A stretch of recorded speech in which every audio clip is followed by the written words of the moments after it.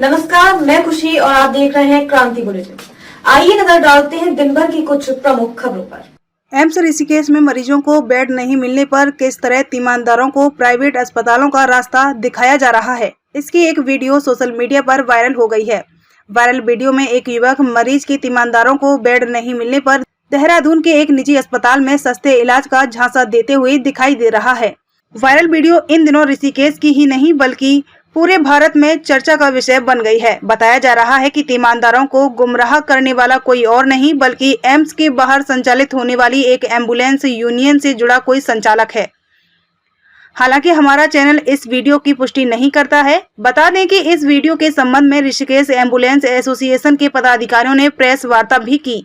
अध्यक्ष सुमित धीमान ने आरोप लगाया है कि दूसरी एम्बुलेंस यूनियन से जुड़े संचालक मरीजों को गुमराह कर निजी अस्पताल का रास्ता दिखा रहे हैं और वीडियो वायरल होने के बाद उनकी यूनियन पर गलत आरोप लगाकर बदनाम कर रहे हैं। सुमित धीमान ने लग रहे सभी आरोपों को निराधार बताया है। कहा कि दूसरी यूनियन से जुड़ी एक महिला उनका उत्पीड़न कर रही है, जिसकी शिकायत उन्होंने पुलिस में की है। सुमित धीमान ने पुलिस से निष्पक्ष जांच कर महिला से छुटकारा दिलाने की मांग की है। हमारी एम्स के बाहर आप सभी लोग से शायद परिचित हैं उन सभी चीज़ों से, और उसमें भी हमारे साथ ही पहले चलती थी। अब इन्होंने क्या करा कि अपनी एक अलग यूनियन बना दी है, उसमें ये 5-6 लोग चलते हैं। अब इनका कहने का मतलब ये है कि आप हमारे अनुसार चलेंगे, जबकि हमारी पुरानी यूनियन तो हम इनके अनुसार चल ही नहीं सकते। ये महिला आए दिन झगड़ा करती है, आए दिन, जबकि इसकी रिपोर्ट्स पुलिस में भी हैं, थाने में भी, कोतवाली में, सब में चल रही है। आए दिन झगड़ा करती है, खाली ये लेडीज़ होने का फ़ायदा उठा रही है अपना। और हमारी यूनियन में सब लोग जेंट्स हैं, ये 2 महिलाएँ हैं, एक पुरुष है इनके साथ, दीपक सरोहा, उमा शर्मा, दीपिका अग्रवाल।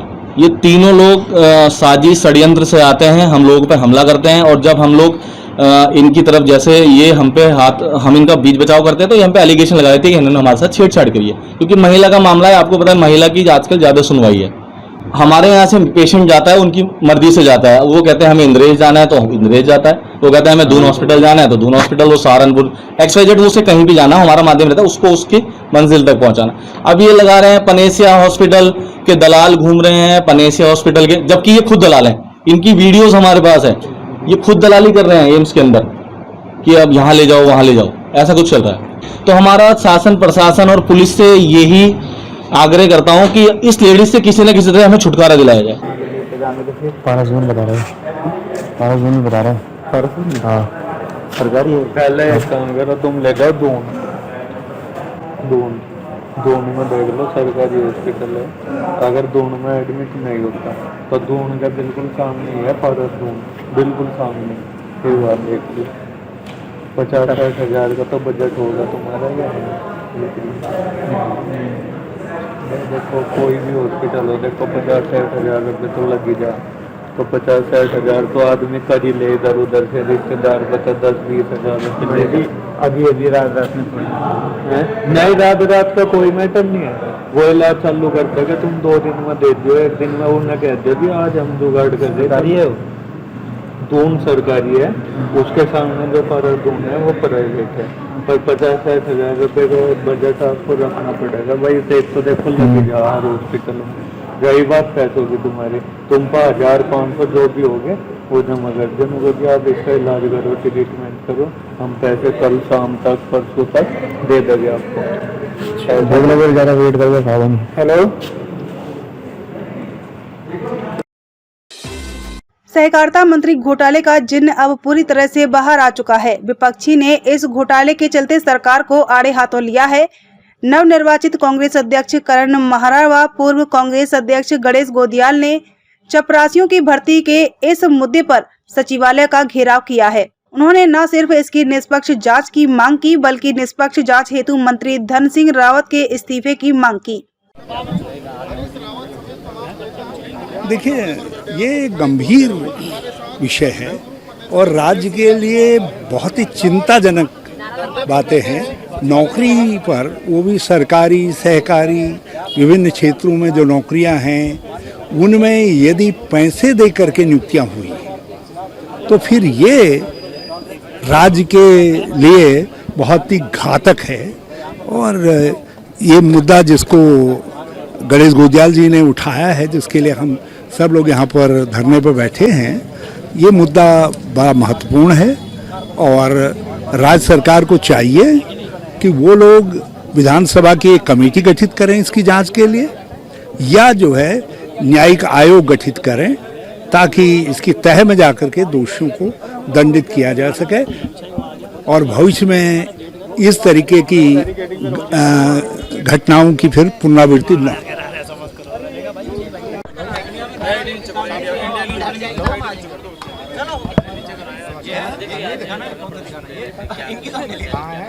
देखिए, अभी अध्यक्ष के तौर पे माननीय गोदियाल जी हैं, क्योंकि अभी ना चार्ज है ना कुछ। मैं केवल उनके कार्यकर्ता के रूप में यहाँ उपस्थित हुआ हूँ। धन्यवाद देना चाहता हूँ गोदियाल साहब को कि इतना गंभीर मुद्दा जो आज सबसे बड़ी दिक्कत है उत्तराखंड की बेरोजगारी की, उसको इन्होंने उठाया है और उसमें हम सब लोग यहाँ कांग्रेस जन उपस्थित हैं। सरकार जिस तरीके से लगातार भ्रष्टाचार के बाद भ्रष्टाचार करते जा रही है और मौन लेके हमारे मौनी बाबा बैठ गए हैं। धामी जी का एक ही है कि साहब भ्रष्टाचार नहीं होने दूंगा, और सामने से जो है मक्खी नहीं निकली जा सकती है। धन सिंह रावत जी के टाइम में पूर्व में जो 1000 अधिकारियों की भर्ती हुई थी उसमें बहुत बड़ा घोटाला हुआ था, जिसमें कोरोना के कारण में टाइम पर जब लोग घरों से नहीं निकल सकते थे, एक प्राइवेट कंपनी से नोएडा में परीक्षा ली गई। जिन लोगों को पूर्व में सूचना थी वो वहाँ पहले से उपस्थित थे और उन्हीं की परीक्षा लेके उनको पद में दिया गया। आज जिस पद को सरकार ने खत्म समाप्त कर दिया था उसको एक नया नामकरण करके उसको पुनर्जीवित करके अपने लोगों को रेवड़ियां बांटने का काम धन सिंह रावत जी ने किया है। और जो मुख्यमंत्री ये कहते हैं कि साहब मैं बिल्कुल निष्पक्ष जांच करा रहा हूं, वो ये बताएं कि जो व्यक्ति के रहते हुए घोटाला हुआ है उसके पद में रहते हुए कैसे निष्पक्ष जांच हो सकती है। तो मेरा ये मानना है कि पहले धन सिंह रावत जी से इस्तीफा लिया जाना चाहिए, तभी हम किसी निष्पक्ष जांच की बात को समझ सकते हैं, मान सकते हैं। आज बेरोजगार बहुत परेशान हैं और गोदियाल जी को मैं फिर से पुनः एक बार धन्यवाद देना चाहता हूं कि उन्होंने इतने गंभीर विषय को सामने लाने का काम किया है। हम सदन में लगातार उनके चाहे वो कोविड जांच का घोटाला हो कुंभ का, चाहे वो उनके समय में यूपीएससी के घोटाला भर्ती घोटाला हो, चाहे वो पूर्व मुख्यमंत्री त्रिवेंद्र रावत जी के स्टाफ के स्टिंग ऑपरेशन हो, हमने उन सबको उठाया। लेकिन आज तक बीजेपी ने उन 5 सालों में उनके खिलाफ कोई भी कार्रवाई नहीं करी और ये एक नया कांड अभी हुआ है जिसको गोदियाल जी ने पकड़ा। मैं पुनः गोदियाल जी के साथ हूँ और उत्तराखंड के जितने बेरोजगार हैं उनकी लड़ाई को लड़ने का काम कांग्रेस इसी तरीके से करते रहेगी। आत्मनिर्भर होते भारत की एक आदर्श प्रेरणा है रुचि सोया इंडस्ट्रीज लिमिटेड। रुचि सोया ने एडिबल ऑयल के साथ साथ FMCG, biscuit, implant based organic Nutrela nutraceuticals में भी एक नया कीर्तिमान स्थापित किया है। आइए रुचि सोया के साथ मिलकर देश को स्वस्थ, समृद्ध और शक्तिशाली बनाने का इतिहास रचे। उत्तराखंड प्रदेश कांग्रेस कमेटी के द्वारा प्रदेशाध्यक्ष व नेता प्रतिपक्ष की घोषणा किए जाने के बाद प्रदेश के कांग्रेस कार्यकर्ताओं में खासा उत्साह देखने को मिल रहा है। वहीं झबरेड़ा से कांग्रेस विधायक वीरेंद्र जाति ने पूर्व विधायक करण महारा के प्रदेश अध्यक्ष व बाजपुर के विधायक यशपाल आर्य को नेता प्रतिपक्ष घोषित किए जाने के फैसले को कांग्रेस आलाकमान का अभूतपूर्व निर्णय बताया है। उन्होंने कहा कि करण माजरा कांग्रेस के ऊर्जावान नेता हैं और उनके उत्तराखंड प्रदेश अध्यक्ष बनने के बाद प्रदेश में कांग्रेस को बहुत मजबूती मिलेगी। साथ ही साथ उन्होंने कहा कि नेता प्रतिपक्ष के रूप में यशपाल आर्य सदन में बहुत मजबूती से अपनी बात रखेंगे। उन्होंने भाजपा सरकार पर हमला बोलते हुए कहा कि भाजपा सरकार में महंगाई बेलगाम हो गई है और पेट्रोल, डीजल व गैस के दाम ऊंचाइयों पर पहुंच रहे हैं। रोजमर्रा की चीजें आम आदमी की पहुंच से बाहर हो गई हैं। उन्होंने सरकार से अपील की है कि सरकार बेवजह के करों को समाप्त कर दे, जिससे देश में महंगाई कम होगी और आम आदमी को राहत मिलेगी। झबरेड़ा विधायक ने यह भी कहा कि भाजपा सरकार में किसान पहले से परेशान था और अब बिजली की दरें बढ़ने से किसानों पर दोहरी मार पड़ी है। इसीलिए सरकार से उन्होंने मांग की है कि किसानों के लिए सरकार को बिजली मुफ्त कर देनी चाहिए।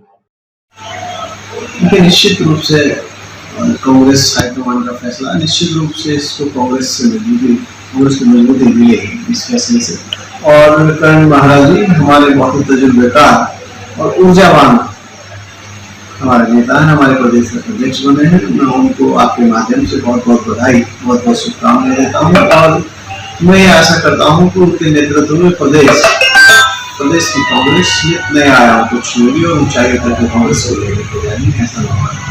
साथ ही साथ जो हमारे नेता प्रतिपक्ष श्री यशपाल आर्य जी बने हैं, मैं उनको भी बहुत बहुत बधाई देता हूँ। उनको भी बहुत लंबा तजुर्बा है और कहीं न कहीं सदन में वो बहुत ही अच्छा कांग्रेस का पक्ष रखी। उन वक्त की योगी का नेता पटेल सोरेन, उनको महंगाई से आज पूरा भारत ग्रस्त है और डीजल हो, पेट्रोल हो, आपका गैस का सिलेंडर हो, आम आदमी की पहुंच से दूर होते जा रहे हैं। इसमें सरकार को चाहिए कि जो अन्यथा टैक्सेस लगाए गए हैं सरकार द्वारा, अथाह जो कर लगाए गए हैं उनको कम करे और कहीं न कहीं यदि कम होंगे तो निश्चित रूप से महंगाई में कुछ लोगों को राहत मिलेगी। आप सरसों के तेल की बात कर लीजिए या अन्य चीजों की बात कर लीजिए, आज महंगाई सरकार के काबू से महंगाई बेलगाम होकर के घूम रही है और आमदनी बहुत त्रस्त। इस सरकार में किसान तो पहले से ही परेशान है और बिजली दरें बढ़ा करके इन्होंने उस पर और बोझ डाल दिया। मेरी तो आपके चैनल के माध्यम से मांग है कि जो किसान है उनके लिए आपको बिजली फ्री कर देनी चाहिए और कहीं न कहीं गन्ने की फसल का मूल्य हो वो आप समय से दे दीजिए। जितने भी अन्य हमारी फसलें हैं उनकी कीमत, उनका मूल्य हमें समय से दे दीजिए तो किसान को राहत मिलेगी। और किसानों को अगर राहत मिलेगी, किसान अगर थोड़ा भी आर्थिक संपन्न होगा तो निश्चित रूप से जो उसके आसपास जो सराउंडिंग में लोग हैं, भले ही उनके यहाँ काम करते हो, मजदूरी करते हो या अन्य उनसे जुड़े हुए लोग हैं, ग्रामीण अंचल के लोग हैं, कहीं न कहीं अधिकतर लोग किसानी से जुड़े हुए हैं और किसानों के साथ साथ जो तबका जुड़ा है कहीं न कहीं वो सब लाभान्वित होगा। लक्सर कोतवाली क्षेत्र के टांडा महतौली में 29 मार्च को अज्ञात 5 बदमाशों द्वारा ड्राइवर को बंधक बनाकर ट्रैक्टर ट्रॉली लूट लिया था, जिसमें आज लक्सर पुलिस ने खुलासा कर दिया है। लक्सर कोतवाली में प्रेस वार्ता के दौरान एसपी देहात परमेंद्र डोभाल ने बताया कि लक्सर से टांडा महतौली में होंडा सिटी कार सवार 5 बदमाशों ने ड्राइवर को बंधक बनाकर ट्रैक्टर ट्रॉली लूट लिया था। घटना का खुलासा करने के लिए कई टीमें लगाई गई थी। आज पुलिस ने ट्रैक्टर लूट में शामिल 4 बदमाशों को धर दबोचा, जबकि एक भागने में कामयाब रहा। आरोपियों के कब्जे से 2 देसी तमंचे, 315 बोर और 4 जिंदा कारतूस बरामद हुए। आरोपियों की निशानदेही पर लूट में शामिल कार सहित ट्रैक्टर ट्रॉली को चरथावल मुजफ्फरनगर से बरामद किया गया। घटना में शामिल सभी आरोपी मुजफ्फरनगर उत्तर प्रदेश के रहने वाले हैं। सभी आरोपियों पर पहले से उत्तर प्रदेश और उत्तराखंड के अलग अलग थानों में 1 दर्जन से अधिक लूट, हत्या जैसे संगीन मामले दर्ज हैं।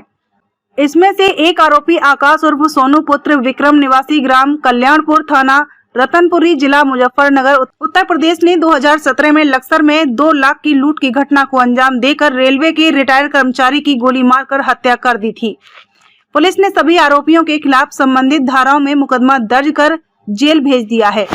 हमारे टांडा महतौली जो लक्सर थाने का ही एक चौकी है, उसमें ये ज्ञात हुआ था कि एक इशरार पुत्र इकबाल जो मंगलौर क्षेत्र का रहने वाला था, इसका ट्रैक्टर लूट की घटना इसके हुई थी। इंस्पेक्टर लक्सर ने इसको त्वरित संज्ञान में लेते हुए मूल धाराओं पर इस पर मुकदमा कायम किया था, पर स्थिति की गंभीरता को देखते हुए जो चीज़ें प्रकाश में आई थी, इसको तुरंत जो है 365, 394 में इसको तरमीम किया गया। सीओ लक्सर और इनके द्वारा तुरंत एक टीम की बनाते हुए इस पर जो भी इस तरीके की घटनाओं में लोग शामिल रहे हैं, इस पर कार्रवाई की गई और पता रस्सी सुराग रस्सी के जरिए इसमें मैं ये कहना चाहूँगा कि 2 हमारे जो चौकी इंचार्ज हैं, इनके द्वारा बहुत ही बढ़िया काम किया गया और इनके द्वारा जो भी इस तरीके की घटनाएं पूर्ण हुई हैं उनको प्रकाश में लाया गया। एक नीली सिविक कार जो प्रकाश में आई थी, उसकी लगातार चेकिंग की जा रही थी और कल सोलानी पुल के पास में इस प्रकार की एक कार जब दिखाई दी तो उसकी चेकिंग करी गई और उसमें 4 लोग जिन्हें पकड़ा गया, एक मौके से फरार हो गया, उनके द्वारा एक घटना को कारित करना बताया गया। इसमें जो 4 लोग हैं, इनका पूर्व में आपराधिक इतिहास भी रहा है और चारों मुजफ्फरनगर से पूर्व करीब 10 से ऊपर अभियोगों में जेल जा चुके हैं और पूर्व में हत्या जैसे जघन्य अपराध इनके ऊपर दर्ज किए गए थे। इस घटना की गंभीरता को देखते हुए इस मुकदमे के साथ साथ अन्य जो गैंगस्टर एक्ट की भी कार्रवाई इनके ऊपर की जाए। चारधाम यात्रा को लेकर गढ़वाल कमिश्नर सुनील कुमार ने बीटीसी परिसर का निरीक्षण किया। इस दौरान उन्होंने सर्वप्रथम यात्रा पर जाने वाले श्रद्धालुओं के लिए की गई पंजीकरण की व्यवस्था को देखा। मौके पर पेयजल, रात्रि विश्राम, पार्किंग जैसी समस्याओं के बारे में अधीनस्थ अधिकारियों से फीडबैक भी लिया। अधिकारियों को कॉल रिसीव करने और किसी कारण से कॉल रिसीव नहीं कर पाने की अवस्था में संबंधित नंबर पर कॉल बैक जरूर करने के निर्देश दिए। बताया कि क्षेत्र में सबसे बड़ी समस्या पार्किंग की है, इसलिए अस्थायी रूप से चंद्रभागा और डालवाला में पार्किंग की व्यवस्था करने के निर्देश निकाय अधिकारियों को दिए गए हैं। उनके निर्देश हैं कि सभी अधिकारी फ़ोन उठाएं और यदि फ़ोन किसी कारणवश उस समय ना उठाएं तो कॉल बैक करके बात करें। उसके अलावा जो रिस्पॉन्स होता है यात्रा के सीज़न में, जैसे मैंने बताया, जो पंजीकरण है या अन्य व्यवस्थाएँ हैं, इस पर ऑनलाइन और मोबाइल ऐप के माध्यम से भी व्यवस्थाएँ की जा रही हैं। फिज़िकल भी व्यवस्था है, हैंड हेल्ड डिवाइस के माध्यम से व्यवस्था है।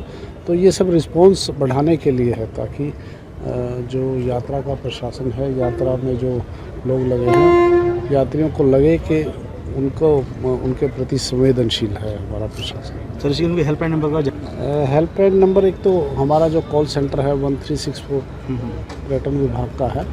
उसके अलावा जो अन्य हेल्पलाइन नंबर्स हैं वो अभी हम लोग जारी करेंगे। जो एक यहाँ का जो कंट्रोल रूम है वो जनपदों में जिलाधिकारियों ने अलग अपने कंट्रोल रूम बनाए हैं, उन्होंने अपने नंबर जारी किए हैं। तो सब स्तर पर ये होगा कि उनको सूचना मिलती रहे। अब तक के लिए बस इतना ही। मिलते हैं फिर ऐसी ही बड़ी खबरों के साथ। तब तक के लिए नमस्कार और देखते रहिए क्रांति बुलेटिन।